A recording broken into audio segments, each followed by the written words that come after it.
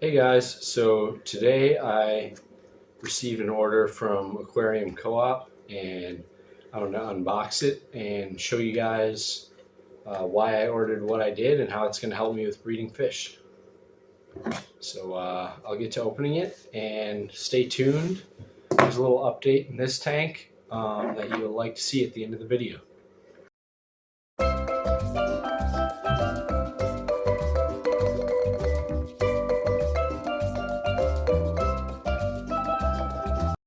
So what I got in this shipment was one Never Clog air stone, an Aquarium Co-op air pump with 2 air outlets, Zis breeder box, an Italian valve plant, and a Java moss mat. And then it comes with this cool discus sticker. They send you a different sticker with each shipment, which is cool. I put them on my laptop. I'll pull up a picture of my laptop with all my stickers on it. So the first thing I'm going to do is put these plants in so that they can start getting acclimated to their new environment, and I'll show you that in a second.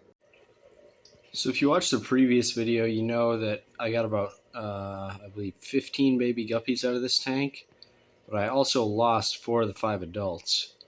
But before I lost them, I was watching pretty closely and found that the adults were predating pretty heavily on their own babies, which is part of the reason why I got the Java moss. Actually, pretty much the only reason I got the Java moss. So give me a second and I will drop it in. So as you can see, right now the Java moss does not look all that good. It's not quite as green as you'd expect healthy Java moss to be. It's actually showing up a lot brighter green on video than it actually is. It's a pretty dark green, but knowing Java moss, it should come back pretty easily. So this is Italian val. It's a very tall grass-like plant that spreads through runners. So right now in this pot, I think there's only one. But what I'm going to do is I'm going to drop it in with the pot.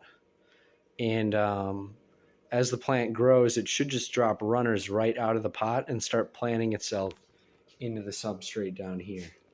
So give me a second, I'll get it out of the package and get it into the tank. So this is what the val looks like in the tank. Right now it only goes up about 2/3 of the way through the tank, but in my experience, this plant will definitely grow to the height of the tank and likely drape itself over the surface as it gets to full size. I'm not super happy with how this one looks. The leaves look kind of damaged, and I'm not really sure how many of them are actually alive, but I'm hoping in a few days it will start to recover and I'll start to be able to see some healthy growth on it. If you made it this far in the video, you're in luck, as you will get to see that one of the female Saulosi is holding this big one right here, who I thought may have been a non-dominant male looking to assert dominance, turned out to be a female. If I can't get the footage now, I'll cut to some from the other day. Well, not the other day, yesterday when I saw it. This female has eggs in her mouth. She's much more active than she was yesterday. But as you can see right there, she's circulating some eggs in her mouth. Oh boy, these mollies they just don't want to give up the camera. There you can see, that's a pretty good shot. So, can't remember, I think the internet said about 17 days to hatching for the eggs. I'll put the actual number on the screen because I can't think of it right now. But that's definitely something to look forward to, and stay tuned for future videos where hopefully we'll get to see some babies come of this. So the last thing I want to cover in this video is the Zis breeder box and why I got the air pump and the air stone. So these kind of all go hand in hand. I'm not going to waste your time with me explaining what's going to happen. I'm just going to set it up, and then you're going to see why I purchased what I purchased. So stay tuned, and I'll show you the results. Hey guys, so I got the rough setup done for the Zis breeder box. You can see it here. It's got the mesh sides to allow water to travel through, and then this airlift essentially brings water in from the outside of the box into it, and then excess water drains out of these mesh walls. What I'm planning on doing is putting this female in there so she can't eat the babies, and then taking the babies that are in this bucket and putting them back in this aquarium so I can grow them out and also give you a better look at them. Unfortunately, right now I don't have any dechlorinator, so I'm going to very slowly work on refilling this tank to the top level and then slowly acclimating these babies back into this tank.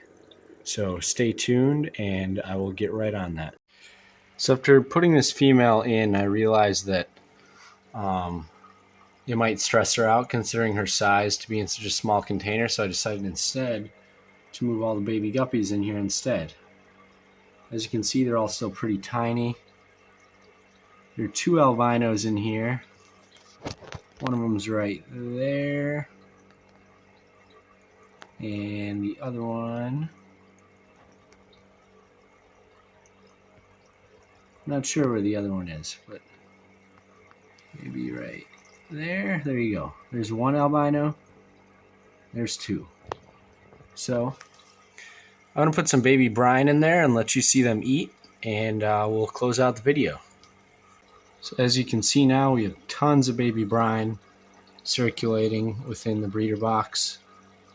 And I am seeing the brine is leaking out the side, which is actually good. That means I can target feed the babies the baby brine, but the female on the outside of the breeder box can also get a little bit of the baby brine, or seemingly a lot, as it seems like it's leaking out pretty fast. But I think what I'll keep doing is just adding baby brine to the breeder box and allowing the babies to eat, and then the female will get whatever leaks to the outside. Alright guys, thanks for watching. Hope you enjoyed. Leave a comment, like, subscribe if you want to keep watching what I'm doing, and I'll keep you updated on how the fish are doing. Thanks.